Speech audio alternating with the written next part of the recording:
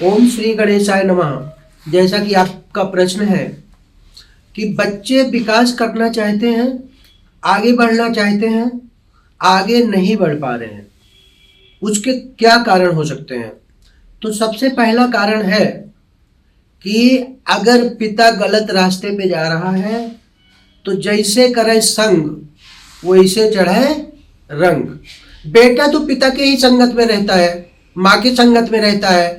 तो अगर माँ बाप गलत रास्ते पे जा रहे हैं तो बेटे की संगत गलत हो जाती है, और गलत संगत होने के नाते माता पिता की जो बड़ी बड़ी अपेक्षाएं हैं कि डॉक्टर बने, इंजीनियर बने, अपेक्षाओं के हिसाब से वो कार्य तो करना चाहते हैं, कोशिश भी करते हैं, लेकिन ज़्यादातर असफलता हाथ में लगती है। तो अगर हम चाहते हैं कि हमारे बेटे अच्छे हों तो पहले हमें अच्छा बनना पड़ेगा। हम चाहते हैं कि हमारी फसल अच्छी हो, हमारी जो भी पेड़ पौधे हैं अच्छे फूल फल दें, तो उसके लिए जमीन को अच्छा बनना पड़ता है। पेड़ पौधे अच्छे नहीं बनते। जब जमीन अच्छी होती है तब पेड़ पौधे अपने आप वहाँ विकसित होने लगते हैं। तो जमीन ही ये जो माता पिता होते हैं, जमीन है, और इन पे लगने वाले जो फल हैं डेवलप होना, वो बच्चे हैं। तो बाढ़े पूत पिता के धर्मा, खेती उपजय अपने कर्मा। तो जो पुत्र का विकास होता है वो पिता के धर्म से होता है। अब धर्म क्या है? पूजा पाठ। धर्म क्या है? पैसा। क्योंकि हम अच्छा कर्म करेंगे तो पैसे होंगे, पैसे होंगे तो हमारा बेटा आगे जाएगा। अच्छा कर्म नहीं करेंगे तो पैसे नहीं होंगे, पैसे नहीं होंगे तो हमारा बेटा आगे जा ही नहीं सकता। दूसरा कौन हमारे बेटे के लिए करेगा?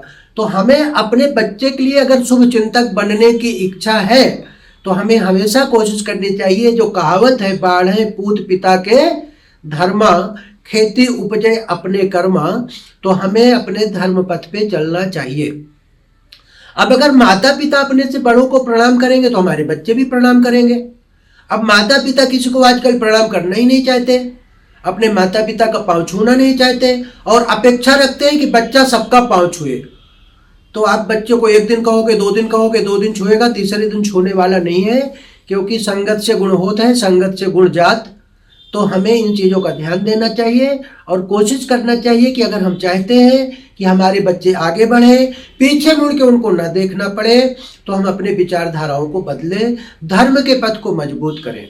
अगर हम मजबूत करेंगे तो हमारे बच्चे आगे जाएंगे। इसके बाद कभी कभी हमें क्रोध आता है और हम चेंज नहीं कर पाते अपने आप को, और आगे भी बढ़ना चाहते हैं।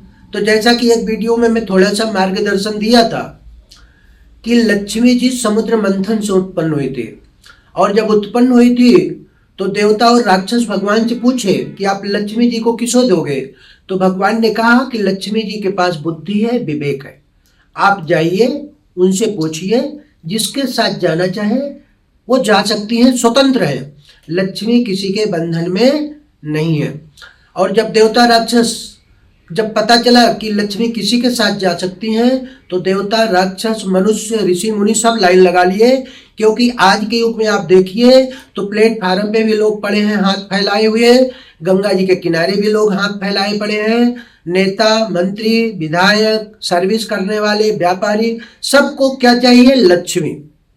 अब क्यों चाहिए? क्योंकि भगवान ने कह दिया है कि जिसके साथ जाना चाहे जाएं, और ऐसा होता भी है। कभी कभी एक नेता अरबपति बन जाता है, कभी कभी दूसरा नेता भिखारी बन जाता है, सब उसका बर्बाद हो जाता है, छापे पड़ जाते हैं।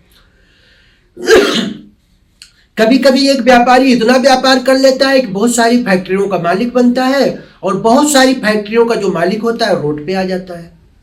तो रोड पे आने का कारण है वो मार्ग से भटक जाता है, उससे गलतियां होने लगती हैं, लोभ बढ़ जाता है, क्योंकि लोभ पतन का कारण है।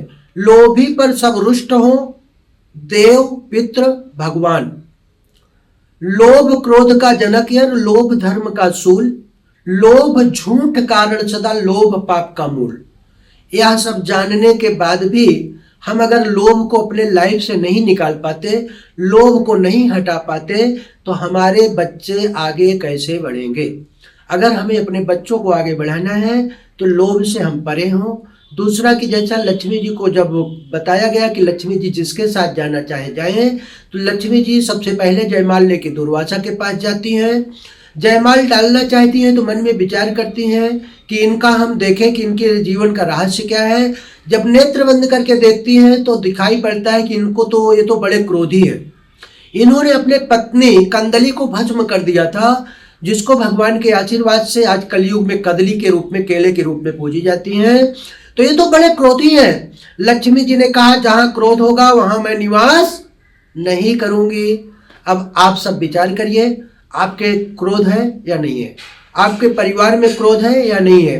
तो परिवार का क्रोध आप शांत कर पाओ या ना कर पाओ, लेकिन अपना तो आप कर ही सकते हो। अब आप छोटा सा विचार करो, अगर आपने अपने क्रोध को शांत कर लिया तो आपके आसपास का वातावरण कितना ठंडा हो जाएगा, आप विचार करके देखो। लेकिन आपको क्रोध शांत नहीं करना है, और लक्ष्मी जी ने कह दिया है कि जहां क्रोध होगा वहां मैं निवास करूंगी नहीं। अब कमाइए, धन कहां से कमा के लाओगे? जितनी कोशिश करनी है करो, व्यापार बढ़ेगा टूट जाएगा, क्योंकि गुस्से में आके लोग कपड़ा फाड़ देते हैं, गुस्से में आके लोग टीवी तोड़ देते हैं, गुस्से में आकर लोग रिश्तों को तोड़ देते हैं। तो सारे पतन का कारण क्रोध है। तो लक्ष्मी जी ने क्रोध का बहिष्कार किया। जरा सा हम अपने विवेक का प्रयोग करें तो हम अपनी लाइफ में क्रोध हटा सकते हैं। क्रोध कोई ऐसी सत्ता नहीं है जो घुस के बैठी है। क्रोध ऐसी सत्ता है जो कि हम उसको अंदर घुसने का आर्डर देते हैं, घुसने देते हैं। अगर आप चाहो तो क्रोध आपको कभी आए ही ना, क्योंकि क्रोध मन के ऊपर नियंत्रण करता है। दूसरा क्या है कि हमारे जीवन में बच्चों को आगे बढ़ाना है, तो दूसरा पॉइंट है। दूसरा पॉइंट यह है कि राम जब वनवास जा रहे थे तो सबसे पहले केवट के पास पहुंचे। केवट ने कहा प्रभु अपना पांव धुलवा लो। तो बोले मेरे पांव से आपका क्या संबंध है, मैं पांव धुलवाऊं या ना धुलवाऊं? नाव पे बैठूंगा, आप मुझे पार करोगे तो मैं उसका आपको चार्ज दूंगा, तो मैं पांव नहीं धुलवाता। तो केवट ने कहा पांव नहीं धुलवाओगे तो मैं आपको आगे लेके जाऊंगा नहीं, नाव से गंगा पार होने नहीं दूंगा, और दूसरा कोई भी नाविक आपको गंगा पार नहीं कर सकता, क्योंकि जब तक हमारी नौका नहीं जाएगी दूसरी जा नहीं सकती। भगवान बड़े चिंतित हुए, तो बड़ी विडंबना है। तो भगवान बोले मेरे पांव से तुम्हें क्या प्रॉब्लम है? तो केवट ने कहा मैंने सुना है कि आपका पांव पत्थर छुआ तो नारी बन गया, तो ये तो लकड़ी की नौका है, अगर ये नारी बन गई तो भगवान ने थोड़ा मजाक किया कि कुछ लोग बड़े खुश होते हैं दो दो पत्नियों को रखने में, तो दो दो बीबी हो जाएंगी, एक हाथ दबाएगी एक पांव दबाएगी। तो केवट ने कहा प्रभु ना कहो दम एक के मारे, अपुनि कहो दुई दुई कहो न संभाले। एक पत्नी तो नाक के दम लगा देती है, ये लाना है वो लाना है, ये करना है वो करना है, इंसान घूम घूम के थक जाता है। दो पत्नियां रहेंगी तो बड़ा बवाल होगा, इसलिए प्रभु अपना पांव धुलवाइए, हमारे ऊपर ये कृपा मत कीजिए। और बोले उसके आगे प्रॉब्लम है। बोले उसके आगे अब क्या प्रॉब्लम है? बोले जिन तक राखी बहुतक नारी, तिन तिन भोगी विपत अपारी। जिन्होंने बहुत नारियों को रखा, इस सृष्टि में कोई भी सुखी नहीं था। और बोले प्रभु इतने में भी काम बन सकता है, उसके आगे गड़बड़ है। बोले आगे क्या गड़बड़ है? बोले आगे गड़बड़ है जिस घर नित व्रत किट किट होता, उस गृहस्थ का कभी भला नहीं होता। जिस घर में रोज किट किट होता है उस गृहस्थ का कभी भला नहीं होता।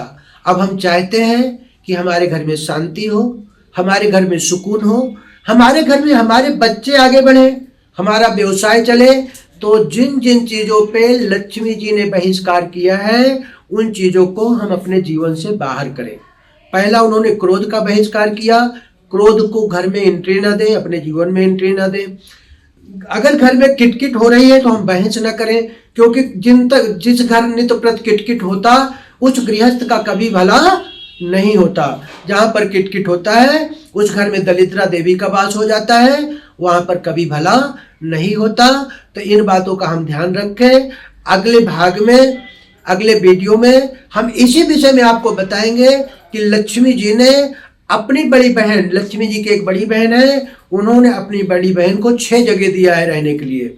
उन्होंने कहा है कि 6 जगह तुम रहना, वो 6 जगह मैं नहीं रहूंगी। जहां पर वो 6 गलतियां होती हैं वहां लक्ष्मी जी का निवास नहीं होता। तो अगर हमें अपने बच्चे को बढ़ाना है तो हमें विचार अच्छा रखें, अच्छी बुद्धि रखें, धर्म के पथ पे चलें और अपने बच्चे को भी धर्म के पथ पे चलवाएं।